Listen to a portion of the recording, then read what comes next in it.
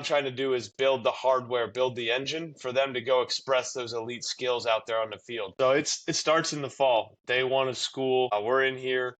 Guys are in the weight room. We're doing sprinting. We're conditioning throughout the week, but it's 4 to 5 days a week throughout the fall, and we are training hard. And the biggest thing that I'm trying to do as a coach is help our guys prepare physically for the season so that one, we stay healthy, and two, we peak and we perform our best at the most important time, which is obviously the postseason. B, that we become more physical. So, the guys we have here at LSU are highly talented baseball players, they're highly skilled. What I'm trying to do is build the hardware, build the engine for them to go express those elite skills out there on the field. But from August through the end of the fall period, which kind of runs up to about November, Thanksgiving November. ish, we're training Okay. hard. Even when we're in our team practice setting and we're scrimmaging multiple times a week, we're getting after it in the weight room. They go home for winter break. They've got a plan. It's again 4 or 5 days of we're trying to stack a lot of really good days, some intense training. We're sprinting often.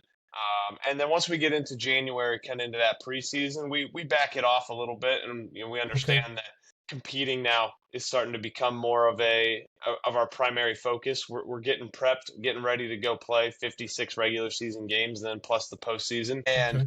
and then we back it off even slightly more in season in terms of the number of days that we're training. It's not quite as intense in terms of how many days we're going. The volume comes down. So we're still lifting heavy. We're still jumping, sprinting, but we're not doing quite as much of it. And that big body of work that we did on the front end is really what's there to carry us through the end. We continue to Okay. train because we don't want to become frail or fragile or anything like that. But we're really mindful that in season competition is our priority, and being ready and prepped to go dominate on a daily basis is huge. And then once we get into the postseason, we drop it even a little bit more. It's kind of like in track and field. You think about they taper off and really try and peak themselves for one event.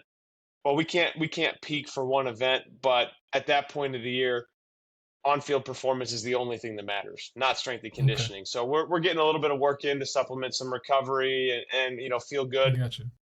But it's that big body of work that we put in from August through, and for some guys that stayed here across the summer, I mean, we were back in the gym a week or two after winning the championship, and we've had some guys that have been training for 8 weeks, getting ready for now. So July, August through January, all that work compounded carries us through the end of the year.